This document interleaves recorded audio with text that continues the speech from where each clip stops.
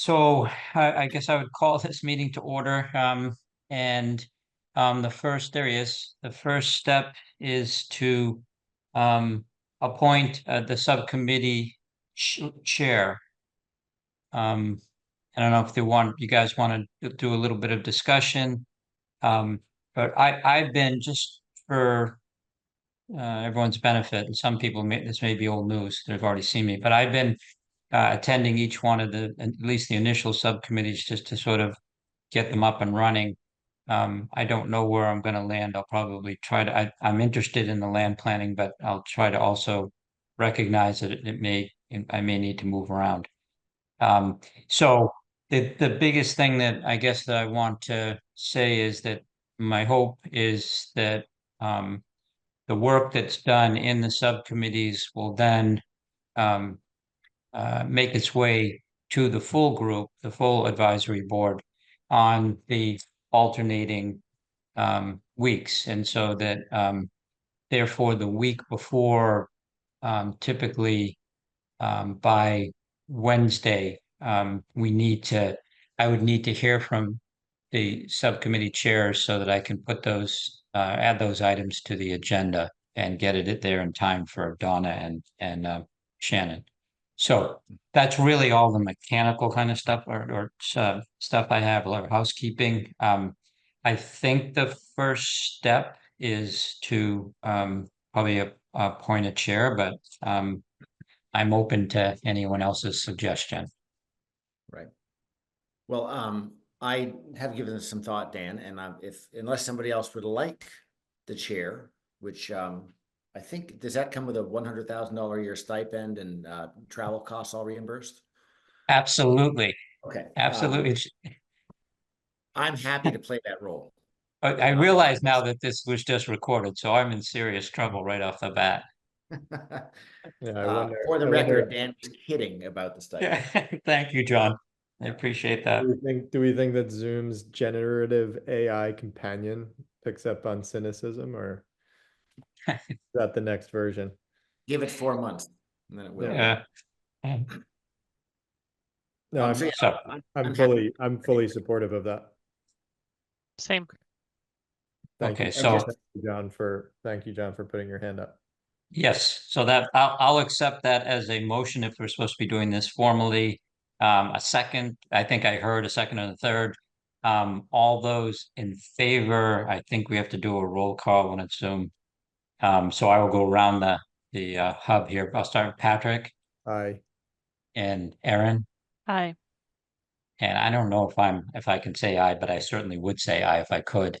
And Emily. So I think we have enough of a quorum. So John. Aye. Great, thank you. So unless you have other thoughts, John, I'm gonna hand it to you, and I'm really just gonna mostly listen. Unless you have questions. No, that's great. Wonderful. So we don't have a kind of a formal agenda for this meeting, but I had a number of topics I thought we should talk about. One would be our committee's charge, or a kind of mission. Patrick was kind enough to draft something, which I'll put up on the screen in a moment. So I think we should talk about that. Secondly, I think we should talk about kind of some upcoming opportunities actually, I'm going to say there's a question about whether we have budget to get some staff support for this committee. I think we all agree that it would be helpful to have an extra set of hands. We're all volunteers, and also there's going to be a need to put together various forms of communication materials, whether they're slide decks or flyers. I think it would be really useful to have somebody who's working with us, who's accountable to us because they're getting paid. Dan, you and I had kind of a brief exchange in this, but to the question of budget, I don't think this is a huge budget item. I'm imagining this might be I'm just going to guess, 5 to 10 hour a week thing tops.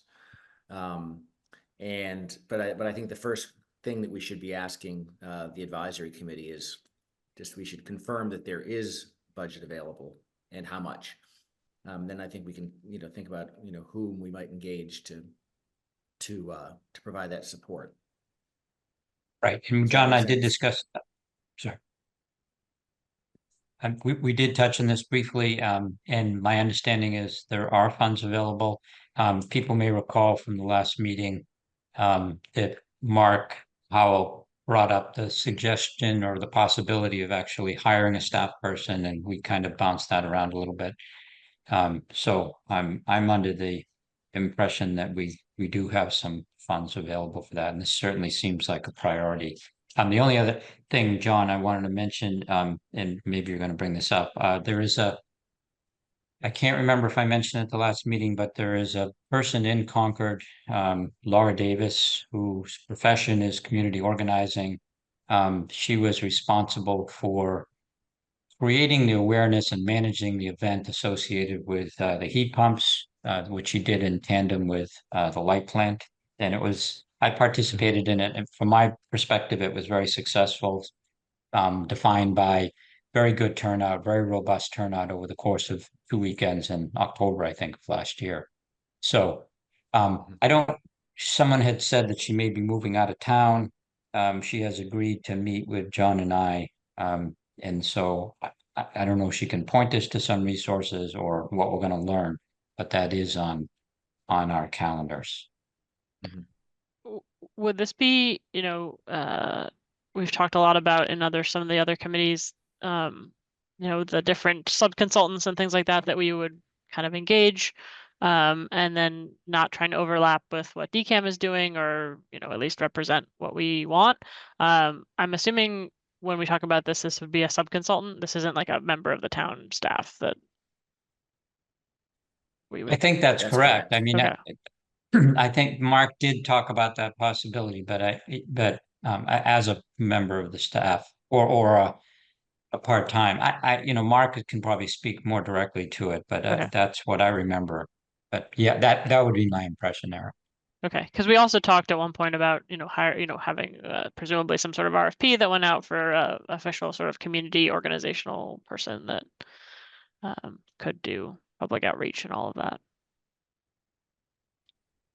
I think Yes. that's the idea. We want somebody Yeah. who can, yeah. And I don't know Laura, but I'll meet her shortly, and I've heard great things about her. And if she's, if we could engage her for some number of hours per week, that may be a really good option for us. There are also others in town who are, marketing professionals, maybe retired, maybe part-time, but I think we probably have a number of good options. And if we can get somebody who's from Concord and understands the culture of the town and understands, how things work around our town government, I think that's an added bonus. I don't know exactly how this works, but I don't know if we have to have an official open bid process in order to.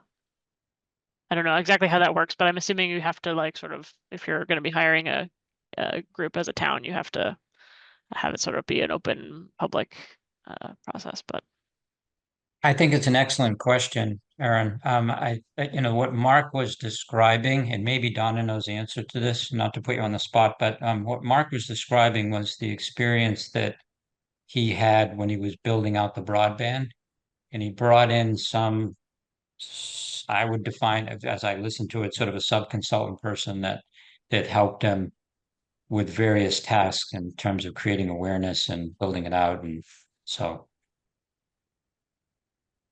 Yeah, I mean, the person you're speaking about, I don't know them, but they may be exactly the right person. I just don't know if we have to go through an official selection process in order to hire someone outside of the We'll employment of the town. We'll do it in a compliant manner for sure. I believe that if the size of the contract is below a certain threshold, you don't need to go through public bidding or a kind of a process.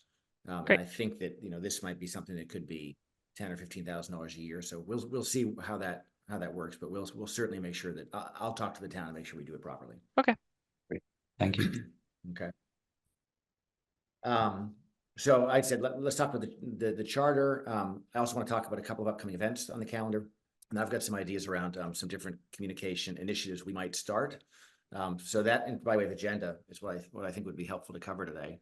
And then we can, of course, tackle anything else that anybody would like to discuss that we don't cover in those 4 topics. So maybe I'll start by sharing my screen and let me get the draft charge here. Okay, can everyone see that? Yes. Yep. Okay, good. So, Patrick, since this is your handiwork, why don't I hand it over to you to walk us through it? Yeah, sure. Thanks. Thanks, John. So look, this is just a first draft. I sent it over to John, so he's had a chance to look at it, but no pride of authorship here, right? So please, Aaron, sorry, hey, buddy. Sorry. No pride of authorship, so please, weigh in critically. What I tried to do here is just make something that's simple and comprehensive. And so what you see, I won't read the objective to you nor the responsibilities, but I think if we could scroll down just a little bit, John, so we could kind of see the main responsibilities. Yeah, so I thought about it in kind of these 5 buckets, right? I think, actually a decent amount of thinking is on number 1, right? And getting the right list of stakeholders, right? Which is quite diverse. And so I think there's going to have to be probably some categorization of like types of stakeholders, because, and then thinking about kind of the tailored communications and engagement that needs to go out to best then engage each of those different types of stakeholders, right? And you can see some of the examples here. I'm sure there are many more. I think the second bullet is probably pretty evident, right? Like these public forums, the DCAM one being our most recent example, the League of Women Voters, CAN, those are all obviously going to be important events that require thoughtful planning and communications that go into it. I think probably getting ahead of that is going to be really important, right? So thinking about back to the stakeholder point, what are the kind of in-person type events that we want to be engaging with, and then what is the best forums to do so, and what is the best frequency to do so. So would love to roll that out with ideally a 12-month view, right, to be ahead of the problem. It's not going to be perfect, but I think it's reasonable to put out a 12-month plan for a project like this. John already hit this, right? I would describe communication materials as kind of like the collateral, if you will, right? There's going to be a lot of hands-on keys, which is again where John, indicated we could probably use some dedicated and probably paid support to actually take our concepts and put them into different forms of communication, right? Whether that is through social media, whether that is decks being prepared for community engagement events, or otherwise, right? Someone actually writing the messages or documents. For thinking about how we are getting, how we are collecting feedback from the town and its various stakeholders, again, I think is a fairly complex problem. Right now, Dan and I, especially, though I'm sure John and Erin, you are probably also getting feedback from various community members through your personal communications or however else, right? I'm kind of getting it from all angles right now. And as I'm sure our colleagues on the advisory board are. So thinking about how do we triage that is kind of the most foundational element that I would suggest that we have. And then I think a more advanced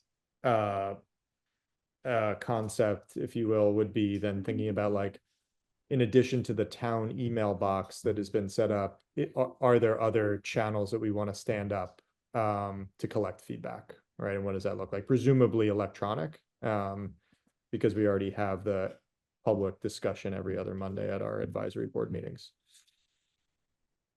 I think the last one, it speaks for itself, right? Which is then, just kind of then communicating, like providing effectively, being the voice of the advisory board, then outwards is kind of how I think about that last one. So both like providing the advisory board our plan, but then also being the voice of the advisory board and its various subcommittees back out to the town. So this last one is probably not mutually exclusive to the other ones. But that's what I was thinking about when I wrote that. So let me pause there on kind of like the scope of work, if you will, and see if you have any feedback or reactions.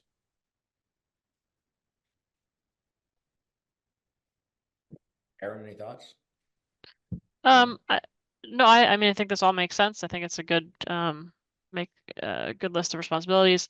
In terms of, specific sort of collecting of information, I had sort of suggested in the land use group that maybe there is some, I maybe inappropriately said Google Doc, but I don't actually mean that, like some way that we could, collect, people's feedback and, just have it in a single place as opposed to, culling through emails or various things, so that there was some kind of shared, either website or link to some live file that could just sort of list ideas, as I think we're probably going to be getting a lot of those. And I don't quite know what the right vehicle for that is, but I think that certainly would be more helpful than just, every few weeks we kind of get some emails and go through them and set them aside for the time being. I think there's another, sorry. Go Dan. I think there might be another category, or maybe there's many more than just this one that I'm going to suggest. But so one of the questions that we received had to do, or comments had to do with environmental considerations on the parcel, and how much investigation we or DCAM would be doing. And I mean, I had a general idea of what the response was, but I also didn't feel comfortable responding in that moment, and still haven't. But what I did do is I reached out to Paul, because he was not on the distribution list, and checked in with him, because this, we're kind of have agreed that we're marching down the road here together, and so that we're collaborative and the messaging is consistent, not to the exclusion of anything that needs to be drilled down on, but just more so that we don't send out conflicting messages. And so I think it speaks to your point, Patrick, that it's going to be a complex issue. But I throw that out for consideration. Yeah, I like that a lot. It probably is missing here. So what I would, hey, Luke, can you, sorry, that's my 5-year-old. He's, We've all been there. We've all been there. He's doing his job. whatever that is. So look, Dan, what I would nuance your feedback is, I don't think it should be this subcommittee's charter to come up with the response on like an environmental question. That probably sits in the land use subcommittee, would be my guess. We should look at it as to the substance of the response. And then I think that there is some complexity then in the coordination with this subcommittee, like on the response. But there's kind of a threshold, right? If it's as simple as kind of an email exchange, then I think it just requires coordination. If it is something that requires, engagement with CAN as an example or something, then it probably warrants engagement with this subcommittee or the consultant that is supporting us, so that the to your point, the message is consistent with across the advisory board. And accurate, right? But I don't Yeah. think that, I think we need to be a little bit careful that this subcommittee doesn't become the committee that is like answering all the questions on our own volition. I think we need probably to have like an FAQ, or to have a running up FAQ that we can quickly like use to triage incoming questions like that. And that is kind of like, probably validated every 2 weeks or something, or whatever, regularly validated by the advisory board, that it is like the latest and greatest information, but not that it is like Patrick or John or Erin who's kind of coming up with the answer to the environmental question of the week. Yeah, I think I understand. So what I'm imagining based on your response is that um, once we get this thing up and running, all of these requests for information or queries or whatever filter into the community engagement, because that a lot to me in my mind, that's logically once it gets up and running and we put the word out to people that that's the place for that kind of stuff. Then it will come in. It will get. I like your word. It's a word I like to use a lot too. It will get triaged, um, and then distributed out to the appropriate groups. I mean, it's going to take, and I think that's okay. It's going to take.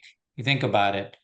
Um, it's going to take a little while for it to wend its way through that system, and there's probably a little bit of expectation management um, in terms of maybe, again, this group can do, or somewhere we just say, look, some of these issues are complex. Some of them require multiple responses and investigation. And so, we may not be able to get back to you in 24 hours. It may be, some period longer, a week, at the environmental question probably isn't going to get responded to for a week, assuming Paul gets back to me and gives me a green light. Yeah, I that's that exactly what I that was makes total saying. sense, Dan. Go ahead, Yeah, John, sorry. I was gonna say, I agree with you both. And the nature of this project is one that shouldn't require like near real-time responses, right? I mean, this is going to be a project that runs for a few years, right? Hopefully as few as 3 years, but it could be 5. Who knows how long it's going to be, right? So I don't know what kind of a question we might get that would require a 24-hour turnaround. I think as long as we are, responsive, and explaining kind of what people should expect, I think we'll be fine. I also do think that we're going to field questions over time. We should be capturing all that output in an FAQ, so that for the most part, I'd love it if, 6 months from now, an FAQ exists someplace that's really easy to digest and navigate, and many questions will be answered, without our needing to triage them, right? Yeah, I totally agree, John. It feels like if we were to set a kind of near term deliverable of this subcommittee, I would say like once we have a consultant on board, it would be to kind of do a first draft of or an updated draft, I should say, because I think one exists of an FAQ, and then putting it, I think, probably on the MCI advisory board website, and directing traffic there. And as you just suggested, John, that like over a period of months, that then becomes kind of how we triage. And then if there are more complex questions, Dan, like you just raised, yeah, that might take 2, 4, 6 weeks to sort out and maybe get on the advisory board agenda. Mm-hmm. Yeah, that makes Okay. sense. Are there any other thoughts or responsibilities? I think, Patrick, I think you captured them all. And I think the thing I like about this is we're getting out ahead of the problem, right? So I think we're going to be planful about this. We're going to be proactive. We'll get, I think, an FAQ. I'd also like to get a very rudimentary website set up if we're allowed to do that. Would be accessible by searching Google, but also, from the advisory committee's website. Because I think that this would be a great role for our consultant to play in terms of managing that. And it's not something that we should necessarily be, asking town staff to take care of. So if we're allowed to, it would be great, I think, to have have our own website. I love that. Maybe that's an addition that you could add here, John, if you're holding the pen here. I don't know if it goes in communication materials in the EGs. Oh, websites, you already have it. Sorry. Yep.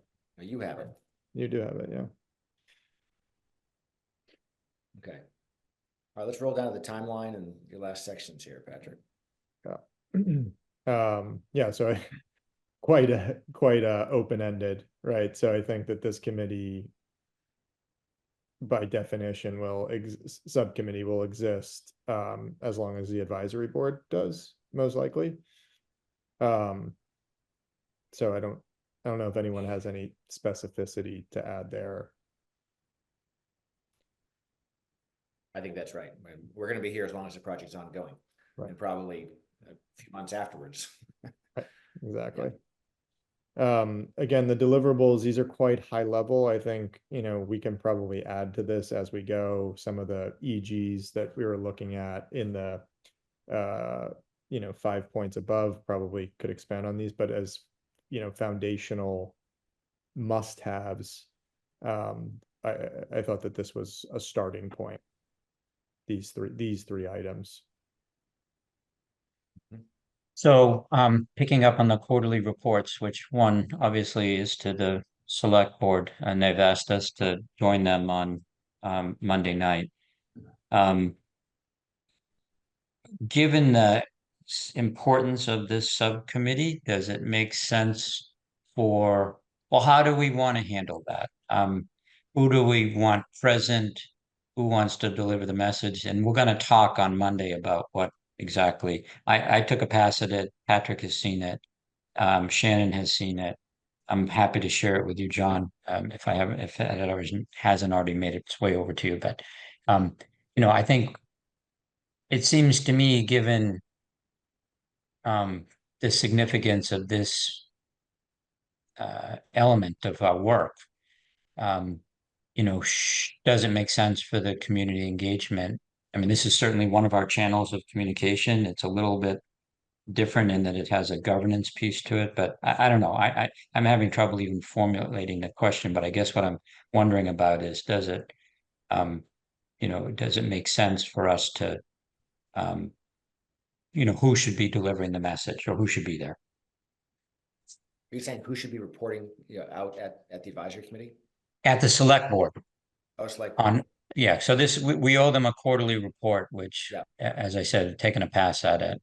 And Well, apparently, why did- according to Shannon, or I think it was Shannon who told me that they have some feedback they'd like to share with us. So I don't know what that is exactly, but So why don't I take responsibility as the chair? And if okay. I'm not available, then I would ask someone else to stand in for me.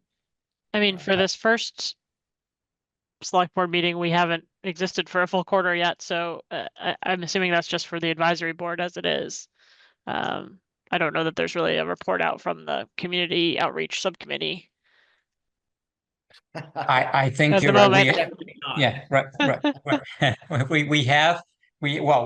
One of my report updates is we have formed our subcommittees, and so Yeah. I guess what I'm, John, I was planning to go. I would love it if you came too, because my guess is we're going to hear a lot about the community engagement piece of it more than Yep. anything.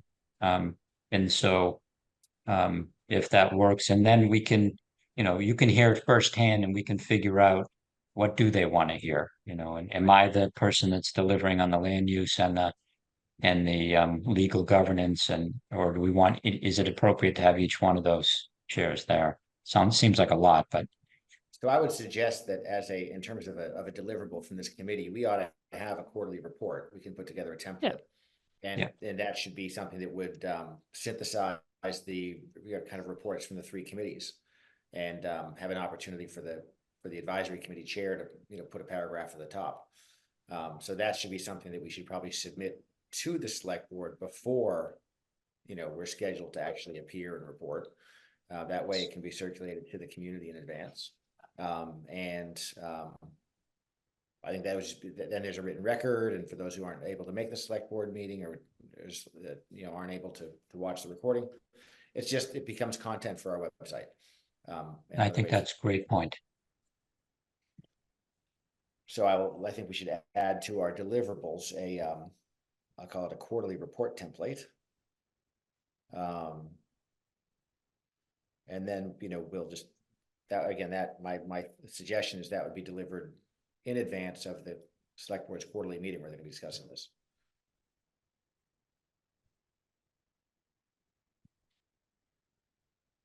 Does that make sense? Yeah, it does. I think Yeah, it does to me. with that third bullet, quarterly newsletters or updates to the community. Yeah. Okay. All right, we talked about the membership of the committee. Let's talk about the cadence of meetings. Dan, are you thinking, my understanding is that again, I missed the last advisory committee meeting, so I may have missed this, but I believe the idea was that the advisory committee would meet monthly and each committee would meet monthly. So I think the short answer to that, what we talked about doing is the subcommittees would be meeting on, we would continue the full advisory board, at least for the next month or so, meeting alternating weeks. And then, so every 2 weeks, twice a month. And then we would, on the alternating weeks, we would do the subcommittee meetings. That's what we were envisioning, with the expectation that some time frame, and it may be sooner than later, we would compress or reduce the meetings of the full advisory board to once a month. Yeah, and I think what I would add is I think I would suggest putting a stake in the ground that we make that transition like by November 1st, or whatever the first week in November is. Mhm. And kind of, I think the marker of like, can we make that transition is, do we collectively as an advisory board feel like the subcommittees are sufficiently up and running? Right. That kind of feels, go ahead, John. Nope, I was just concurring. No, and the only other thing I would add to that is, and I think this is important for you guys to know too, given your role.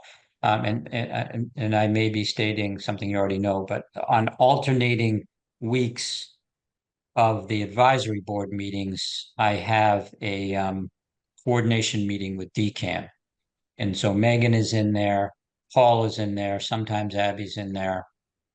Trying to think if there's there's Taylor's in there. And it's just an opportunity to share what's coming up and discuss some things in that forum. So as it could be potentially a positive thing for us, both in both directions, I just want you guys to know that that's going on. And then my plan is, unless and until it makes more sense for some, that it could easily be a reason for this group to be present in some, as we approach the next public outreach meeting, for example. And so I'm participating because they invited me, because it's a way for me to grab that information and share it with the overall committee. But that's it. Yeah, I mean, I think going into the last outreach meeting, they were under a timeline, it had to happen. And so they kind of certainly led that. I think in the future, it'd be really great if we could be more in tandem on, what's being presented, what's going out, what the feedback we're asking for is. So I think that's a great vehicle for that, is having those shared meetings. And as much as we can participate as appropriate, I think would be great. Yeah, I do think that, just in the spirit of stamina, that this is going to be a long running project, and I think that Patrick, I applaud the idea that we should try to get things down to a monthly meeting for the committee and a monthly meeting for the subcommittee. So twice a month is a good amount of meetings, and we know that there's going to be work in between those as well. So I think it would be great to get to a sustainable meeting cadence. I'm totally supportive of that too, just for the record. Okay. So, I think we should probably take a vote to, adopt this charter, which we can then share with the full committee at the next meeting. Is that what you'd like to do, Dan and Patrick? All Sounds right. good. So then, is there a motion to approve the charter of the Community Engagement Subcommittee? I move that we approve the charter of the Community Engagement Subcommittee. My last name is Cusker, not Custer. That's the only modification I would make. Otherwise, can I have a second? Seconded. You do a roll call for this, Dan? Sure, probably, yeah. And I can't, I mean, should I be voting or not? I guess you're Does it not a matter? member of the committee, so you Yeah, probably. okay. Yeah. All right, going on my screen. Aaron, Aye. Patrick, Aye. John, aye. It's unanimous. Amazing. Love that. Okay. So I'm gonna just type change here. I'll say approved, or rather adopted. And then I'll share this with you guys after the call's over. Okay, I had a couple more things I thought it would be good to discuss. Let's let me get the list in front of me here. One is there are a couple dates that are on the, that have been suggested for opportunities to meet with the community and provide updates. One is the Legal and Voters meeting, which I believe is the 6th of November. And the other is Concord Can is having a meeting on the 19th of November. It would be great to have materials in hand, et cetera, for those. I don't think we should have a problem with that. But I guess do we want to discuss kind of what some of the, what type of materials we feel like we should get pulled together for those? Do we want to do that now, or do we want to save that for our next call? One clarification. Previously the first Fridays had been mentioned. Is that November 1st? You mentioned the 6th. I just wasn't sure about the date. And for my own My interest. understanding it is the first, sorry. Okay. Believe- And what is okay. Concord Cans, by the way? Can. Concord CAN stands for Concord Climate Area Network. Okay. So it's a Might be climate- action. I don't know if it's area or action, Right, but yeah, I'd say right, it's, Climate Action Network. Yeah. there are statewide versions of that Mhm. as well. It is a good So group. I guess what I would say is it would be helpful, I think, before the first one of those to have, if we can move this quickly, to get kind of a rudimentary website set up to kind of put together an initial FAQ.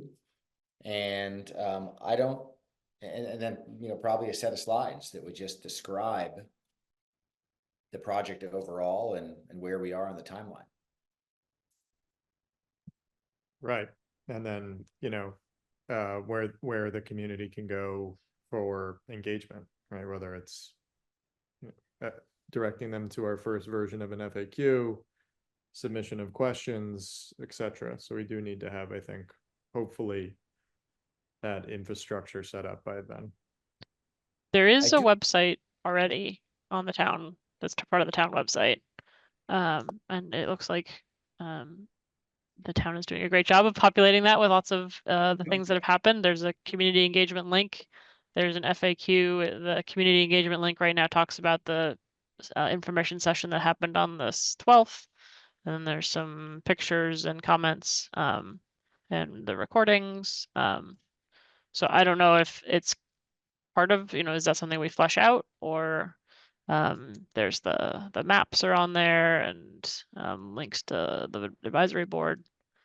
And there is an FAQ that has some things listed.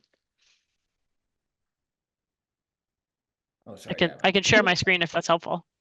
I don't know if this is a good time to introduce myself or not. My name's Donna McIntosh. I'm the communications manager for the town of Concord.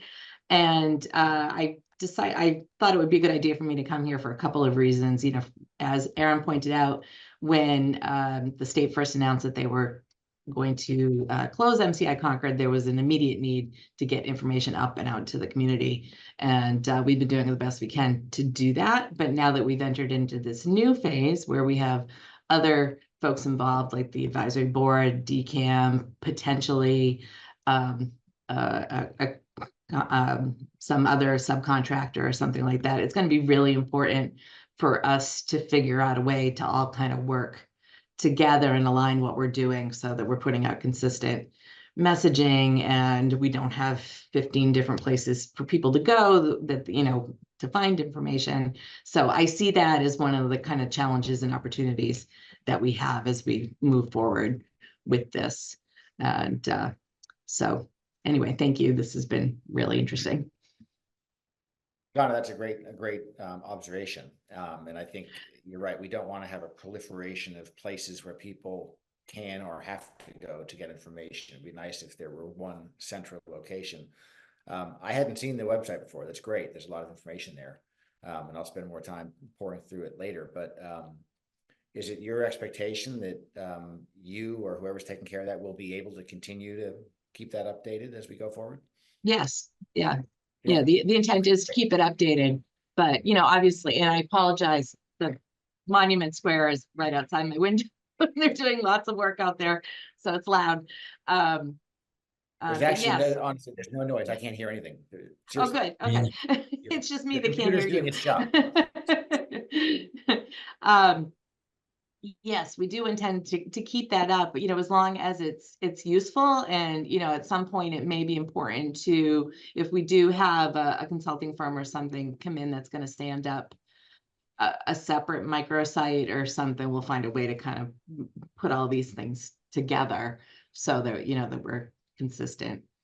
Because this is going to be a long project, and it's going to be really important to have the community trust what we're doing, and you know, that comes through transparency and credibility and responsiveness to them. So I am happy to work with you in whatever capacity you think is useful and meaningful. And I think we were working with DCAM. I was working with Shannon and DCAM on getting the word out about the public hearing the other day. And I think we had a really good turnout. There were about 200 people all told, with, you know, most of them on Zoom, but still we had that was, I thought, a very good turnout. I thought it was great, Donna. Really good feedback too. You know, I think, Donna, you're there. You're the professional. It would be, you know, I think we need to kind of be working hand in glove together. So for sure. So I want to, then I'll kind of amend what I said before. I had suggested that we start to think about, you know, a website, an FAQ, a deck for those meetings. I think website and FAQ are already in place, right? It would seem that for the first of those community meetings, the first thing we need to do is put together some slides. And that, I guess I would say, unless you want to do it, I don't want to put more work in you, then I would say, why don't we, we've got time. Why don't we get our question answered about how we can go about hiring our consultant? Yeah. And then if the consultant's on board in time, that'd be a great first project for the consultant. If not, I love making slide decks, so you know, I'm the one that does it every time. But I'm a slide guy. Sorry, I was just going to say that we may. I'm not exactly sure what you have in mind, but I'm sure you realize that ECAM has some decent slides too that we might be able to leverage. Oh yeah, I think we should borrow liberally, but I do think we should have our own identity. Yeah, makes sense. Do we think we need to draft kind of a scope of work to then be able to engage a consultant, or do we want to find the right person and then discuss scope of work? I think we should draft a scope of work for sure, because I think that's going to be important when we have that initial discussion. So would anyone like to put that together? I'm happy to do it. Okay, that's awesome. Oh, could I mention one more thing. I'm sorry, John, I didn't mean to interrupt. No, Donnie, I just every time you speak, you bring a solution. Keep talking. But I just wanted to bring this one other element in. As you can imagine, we get lots of questions all the time from the bridge. And obviously they've been really interested in this, process and project. And I think that they are going to be a valuable partner as we move forward with this, because if there's any news source or information source that the Concord community is engaged with, it is the bridge. And that's reflected in the surveys that we've done and different things. So right now we're also, as on the town staff side, trying to figure out how to navigate them, because as has come up in this meeting, we'll get questions and they want immediate answers. And as we all know, this is a complicated and ongoing long-term project. And sometimes that doesn't necessarily work with their model. So we're also trying to figure out how to navigate that. And we want to make sure that the advisory board is a part of that in some way too, or just figure out how we're all working together on this. So anyway, I just bring that in as another piece. What might be the puzzle. worthwhile would be, I wonder if you, whoever's kind of the beat reporter from the bridge on this project, and me or someone else in the committee, I would also say, include one of our co-chairs, get together with the bridge for coffee and just basically share what's going on and kind of lay the groundwork for how we're going to work together. Yeah, I worked for the city of Lowell for a long time, and we would have editorial board meetings with the Lowell Sun, just to kind of do that kind of thing, lay the groundwork, form a relationship, kind of provide a baseline of information and how we can work together on these bigger things going forward. So I think that's a great idea. Right. Okay. Do you can you remember who the reporter is who contacted you? Is there one person? It's Erin Tiernan. She's been she seems to be attending at least some of the advisory board meetings as well. Yeah. I was almost thinking she'd pop up here too, but she didn't today. If you want to reach out to her and suggest that we get together for one of those meetings, let's get it set up. It is on the radar right now, but I also wanted to bring it to your attention too. I think that'd be really helpful. Really helpful. It reminds me, one of the things that we did from a communication standpoint during the comprehensive long-range plan process was we wrote a series of editorial pieces, or op-eds, whatever you want to call them, for, in those days, it was still the Concord Journal. So I'm not sure anybody read them, but we put together fairly lengthy pieces on kind of each of the 6 main elements of that report. And those were actually really well received. So, we might think about, as we kind of move forward, maybe a quarterly piece that we would actually draft and submit to the bridge for publication as a letter, or, however they want to characterize it. I think that's a great idea. With her. Should I think proactivity will pay off for us. Okay, that was a good suggestion. The other thing I just wonder about, Patrick, you've talked about, how we systematically gather feedback. I happen to love short surveys. And so maybe there's something we can talk about with our, yet to be hired consultant, but I think having some kind of survey device that we employ over time could be really helpful. And there were, as we know, there were some questions that were asked at the DCAM meeting, but we can probably get more detailed and kind of some higher value questions for us that will ensure that we're getting the right kind of feedback, structured feedback from the various stakeholders. So I think I'd put that on the agenda to think about. Yeah, I would agree. Yeah. Okay. We do have about 8 more minutes before we're scheduled to break. I'm just looking at I didn't have anything else for us to cover today. I think before we start to wrap up. I was just going to add, John, I think for a future, probably our next meeting, we should discuss like what the topics will be at the agenda for these upcoming meetings. We've there's been an initial, I don't think there's really going to be a lot of report out. So do we have different types of forums for gathering input? you know, the last one was sort of a presentation and then questions. Is there something that's maybe more of a group session where, you know, small groups are brainstorming together, or, you know, the consultant may have some input on that, but, you know, are there different types of engagements that folks could come to, so it's not, you know, kind of always the same arrangement Right. of slide deck followed by step up to the microphone, that there's different ways that folks can provide input. Yeah. Yeah, and there's also been an expression of interest, you may recall, I think most recently at the first public outreach meeting we just did, that for a possible site tour, Mhm. Public site tour, you know, it has to be obviously be coordinated with the DOC and DCAM, but I don't, it just want, it's an opportunity for us to engage people. Mm-hmm. Yeah, for sure. For sure. Aaron, in terms of, topics, I think what would be good is, if anyone, I'll endeavor, I think when we post our meetings, we should have an agenda on those Yep. meetings, right? We want Yep. people to identify the topics. Those meetings need to be posted at least 48 hours in advance, but we should endeavor to do them earlier than that if possible. So maybe, a week in advance might be a good thing to aspire to. Yep. And to that end, if any of you have agenda items you want to be sure we discuss, you should email me. And then I'll make sure they make it onto the agenda that Shannon posts on the town website. Yeah, I was specifically suggesting an agenda for this November 1st, First Fridays. I don't know exactly how those go. I don't think I've ever attended one, but you know, like what is our content for sharing at that meeting? Right. Okay.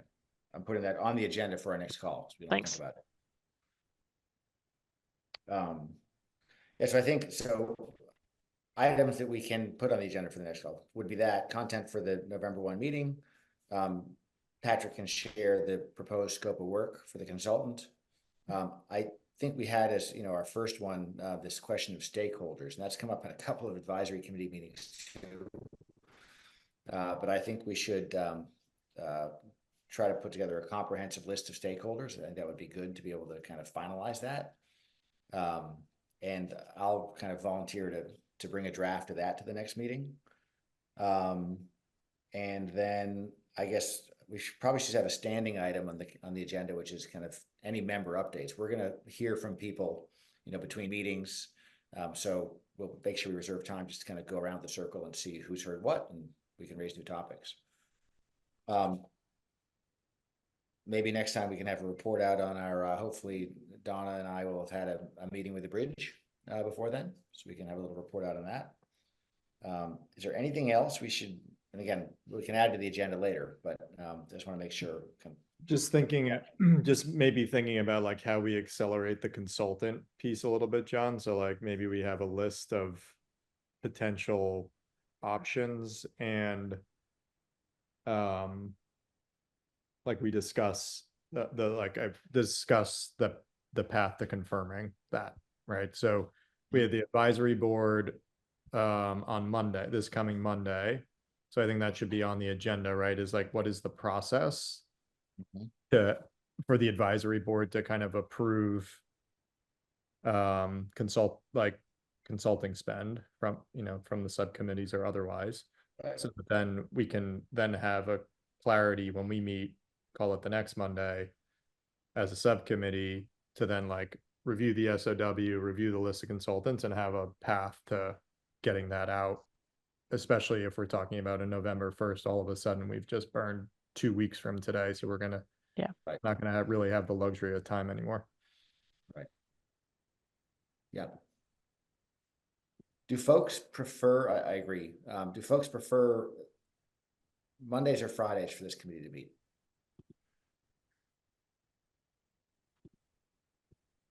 Probably Fridays. But it's for me, it's kind of a toss up. Yeah. I think I like Fridays too.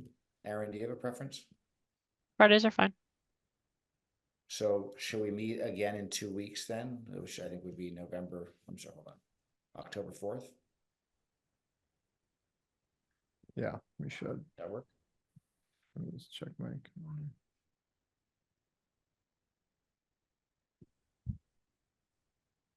I can't do 12, but I could do 12:30. Yeah, that would be better for me too. Is 1 o'clock better? 1 o'clock also works for me. Sure. I don't- Something about starting meetings at the top of the hour. So why don't we then say that our meetings will next meet on the 4th and the 18th of October. And then I guess tentatively on the 1st of November. Well, I guess Which we'll actually have be a good- that, good we'll choice. have the League of Women Voters that day, right?